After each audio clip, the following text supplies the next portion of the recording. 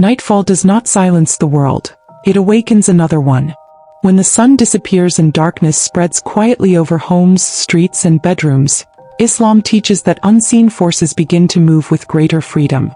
Doors are closed, lights are dimmed, and people prepare to rest. But there is one habit many Muslims perform without a second thought: spraying perfume at night, never realizing it may carry a hidden spiritual consequence. Scents are not just for the nose. In Islamic tradition, fragrance is linked to angels, jinn, and the unseen realm. Some smells invite mercy, others provoke attention, and some, when used at the wrong time, can disturb a balance Allah has placed between the seen and unseen worlds. Why did the Prophet Muhammad, peace be upon him, give specific guidance about nighttime behavior? Why did scholars warn about attracting unseen presence after sunset? And why does Islam treat night differently than day? Tonight we uncover a subtle habit hiding in plain sight, one that seems innocent, yet carries a warning many have forgotten. In Islam, nothing in daily life is meaningless. The actions we repeat without thought often carry the greatest weight in the unseen world. From the moment the sun rises to the moment it sets, our behavior is guided by wisdom that protects not only the body but the soul. Nighttime in particular holds a unique status in Islam. It is not merely the absence of daylight. It is a shift in creation itself. The Prophet Muhammad, peace be upon him, spoke about the dangers and sensitivities of the night. He advised believers to bring children indoors, to close doors while mentioning the name of Allah, and to extinguish unnecessary lights. Scholars explain that these instructions were not symbolic. They were protective. The Quran itself draws attention to the night as a time when unseen matters intensify. Allah swears by the night in several places, highlighting its power, its stillness, and its hidden movement. Ulama say that when Allah takes an oath by something, it is never ordinary. The night conceals what the day exposes. It quiets the world so that the unseen becomes more active. Perfume on the surface seems unrelated to this reality. Fragrance is loved in Islam. The Prophet Muhammad, peace be upon him, mentioned that from the pleasures of this world, perfume was made beloved to him. Angels are described as loving pleasant scents, and cleanliness and good smell are part of Islamic etiquette. But Islamic guidance is never one-dimensional. Context matters. Time matters. Intention matters. Scholars mention that many acts in Islam change ruling or impact based on when and how they are performed. Eating is worship when done with gratitude, yet harmful when done excessively. Silence can be wisdom during conflict, yet blameworthy when truth must be spoken. In the same way, perfume carries different spiritual effects depending on circumstance. At night, the atmosphere changes. Islamic tradition teaches that jinns spread out after sunset. This is not superstition, but a reality mentioned in authentic narrations. The Prophet Muhammad, peace be upon him, warned believers to be cautious during the early hours of night because harmful creatures, both seen and unseen, become more active. Scholars explain that this includes spiritual beings whose nature we do not fully comprehend. Fragrance is not just a chemical mixture. Smell is one of the strongest sensory triggers known to the human being. Even modern science acknowledges that scent directly influences memory, emotion, and behavior. Islam recognized this long before laboratories existed. Certain smells calm the soul. Others stimulate desire, alertness, or attraction. Ulama say that in the unseen world, scent functions differently than sound or sight. Jinn, unlike humans, are not bound to physical eyes. Many scholars mention that smell is one of the ways presence is detected in the unseen realm. This is why Islamic teachings emphasize cleanliness, avoidance of filth, and caution with strong scents in sensitive moments. Night is also the time of vulnerability. People are tired. Guards are lowered. Dhikr decreases. Lights are turned off. This is when shaitan whispers more freely and when spiritual discipline matters most. Islam does not teach fear of the unseen but awareness of it. A believer does not panic, but neither does he act carelessly. In Muslim households today, perfume is often used at night for comfort, freshness, or routine. Bedrooms are sprayed. Clothes are scented. Some apply strong fragrances before sleep without intention, without remembrance of Allah, and without awareness of the time. Scholars warn that when actions are done without consciousness, they can open doors unintentionally. This does not mean perfume is forbidden at night. Islam is not a religion of paranoia. but it is a religion of balance.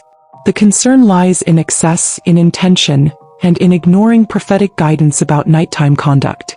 Why were certain smells associated with protection, and others discouraged in specific moments? Why did scholars of the past caution against drawing unnecessary attention in the unseen world? And how did the night become a boundary between safety and spiritual exposure?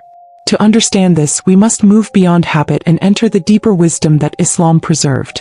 Wisdom that speaks softly, yet carries weight for those who listen. Islam teaches that the world we see is only a fraction of reality. The unseen world runs parallel to our own, overlapping it without being perceived by human eyes. Jinn live, move, react, and interact. Yet most of the time, Allah keeps them hidden as a mercy. But there are moments, habits, and environments that thin this veil. Night is one of them. The Prophet Muhammad, peace be upon him, clearly distinguished between daytime and nighttime behavior. Scholars explain that after sunset, the spread of jinn increases. This is why children were advised to be brought indoors, why doors were to be closed with the name of Allah, and why vessels were to be covered. These were not cultural habits. They were spiritual safeguards. Smell in this context becomes significant. In Islamic scholarship, scent is described as a form of presence. Unlike sound, which fades quickly, or sight, which depends on light, scent lingers. It travels. It announces. Ulama mention that strong fragrances can act like signals in the unseen realm, especially during the hours when human activity slows and spiritual sensitivity rises. Not all jinn are harmful. Islam is clear about this. But not all are righteous either. Just as humans vary in intention and character, jinn do as well. The danger does not lie in their existence, but in unnecessary interaction or attention. Scholars of tafsir and hadith mention that jinn are attracted to extremes. Extreme filth, extreme negligence, and extreme stimulation.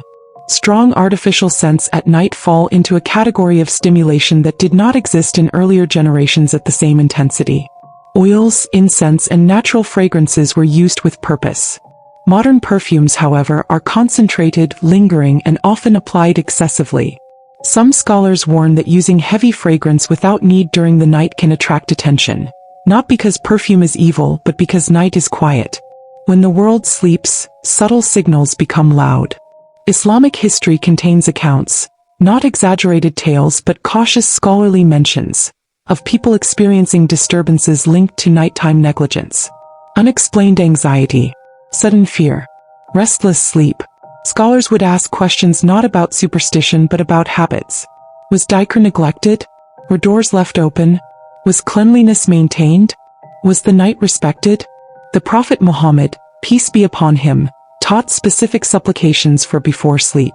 Scholars explain this was not only for reward but for protection. Sleep is a state where the soul partially withdraws. This makes the human being spiritually exposed. That exposure requires guarding, not stimulation. Modern psychology now confirms something Islam taught centuries ago. Scent strongly influences the subconscious. Fragrance can heighten alertness, emotion, and imagination. At night, when the mind is already shifting toward dreams, strong smells can disturb this balance. They can make the subconscious more active, more open, and more reactive. Islam does not reject science. It contextualizes it. Scholars say that the spiritual and psychological are not separate. They are layered. What affects the mind can affect the soul. What disturbs the soul can invite whispers. There is also a gender-related wisdom often misunderstood. Authentic hadith mention guidelines regarding strong fragrance outside the home, especially for women, to prevent attraction and harm. Scholars clarify that the issue is not scent itself but drawing attention. At night, this principle extends inward. Drawing unnecessary attention, seen or unseen, is discouraged. Ulama explain that modesty in Islam is not limited to clothing. It includes sound, movement, and presence. Strong perfume at night creates presence. It announces rather than conceals. And Islam, during the night, teaches concealment, humility, and stillness. Jinn are described in the Quran as beings created from smokeless fire. Scholars mention that fire reacts to scent and air differently than solid matter. While we do not speculate beyond knowledge, ulama caution that certain sensory stimuli may be more noticeable to them than to us. This is why Islam emphasizes natural order at night. Darkness. quiet, cleanliness, barakah, simplicity. In many homes today, the night is filled with artificial light, sound, and scent. The spiritual atmosphere is overstimulated while remembrance is minimized. Scholars warn that this imbalance weakens spiritual defenses. The conflict lies here. Perfume is loved in Islam, yet excess at the wrong time can become spiritually disruptive. The believer must navigate between appreciation and restraint. Some scholars mention that pleasant natural smells combined with remembrance of Allah bring angels closer. But smells applied heedlessly without barakah in moments of vulnerability can do the opposite, not by magic but by negligence. Islam does not teach fear of jinn. It teaches respect for boundaries. Just as one would not shout in a graveyard or run in a mosque, one should not overstimulate the night. The unseen world does not need an invitation, but Islam teaches us not to leave the door open. And the most dangerous doors are the ones we never realize we unlocked. The most unsettling truth is not that perfume can attract attention in the unseen world. The most unsettling truth is that many disturbances people experience at night are not random at all. Scholars mention that when fear appears without cause, when sleep becomes heavy yet unrestful, when dreams feel invasive, or when anxiety settles suddenly in the chest after darkness, these are often signs of spiritual imbalance, not imagination. Islam does not rush to label such experiences as jinn-related. But it also does not ignore patterns.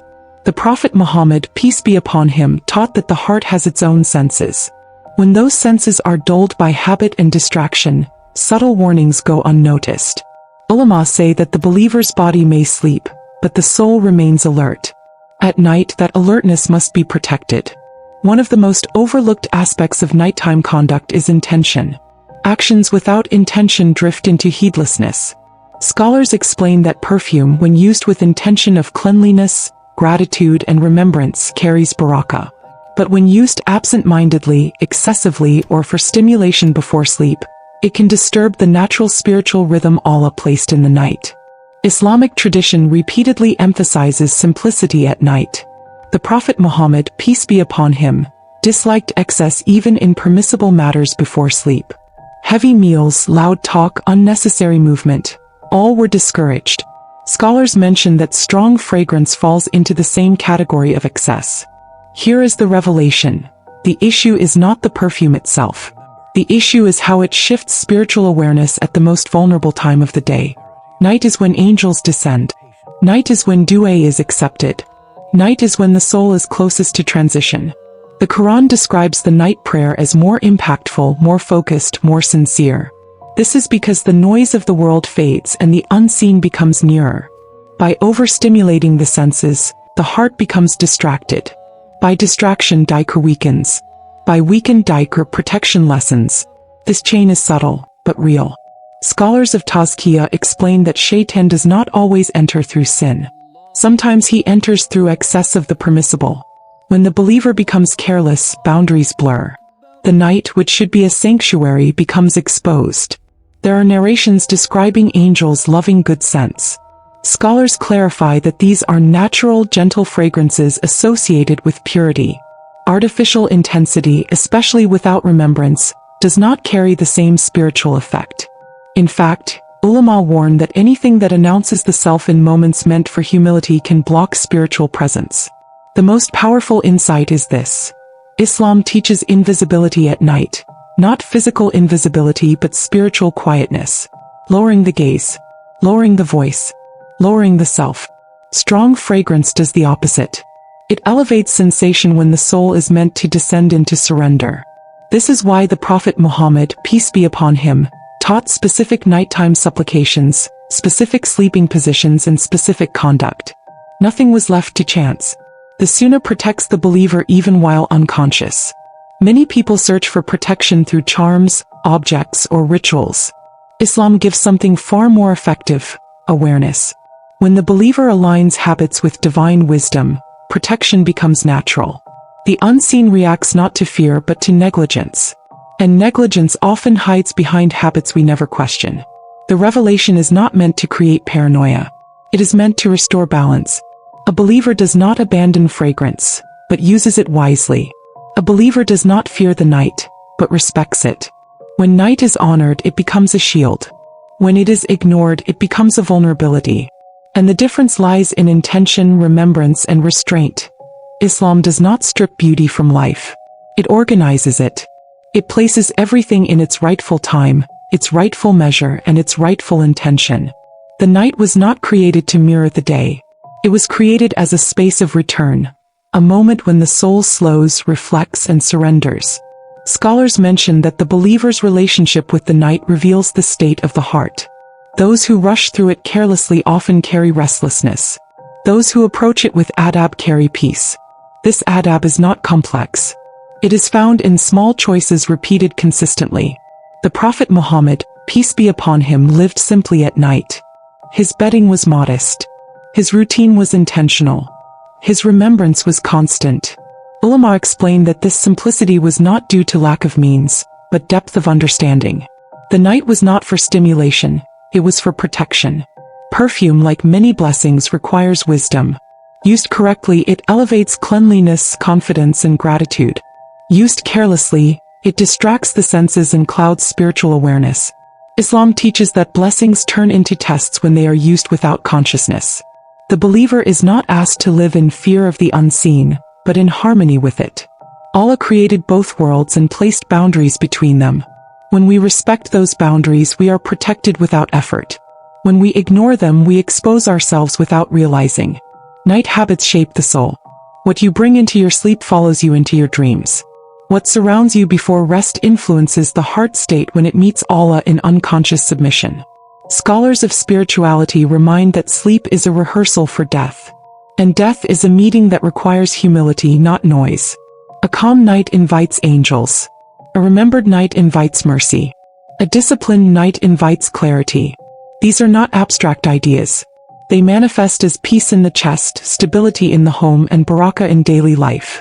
In Muslim households, elders often emphasize quietness after sunset, dim lights, and simple routines. This was not cultural superstition. It was inherited wisdom passed down from prophetic guidance.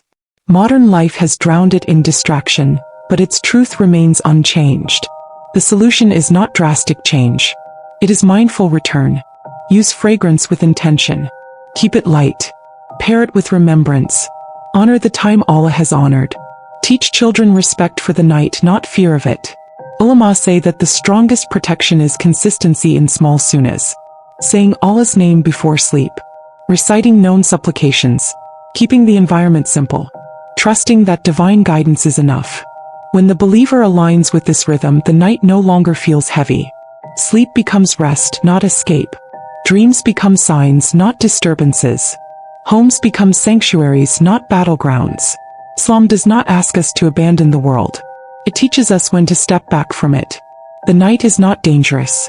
Carelessness is. And wisdom begins when we choose awareness over habit. But if this reminder awakened a new awareness in your heart, let it continue beyond this moment. Reflect on your nighttime habits and realign them with intention, remembrance, and balance. Share your thoughts in the comments. Have you ever noticed a change in peace or rest when you followed prophetic guidance at night? If you value Islamic reminders that uncover hidden wisdom in daily life, support this mission by subscribing to the channel. Your engagement helps these reminders reach more homes, more hearts, and more souls seeking clarity in a distracted world. May Allah grant us nights filled with protection, remembrance, and tranquility.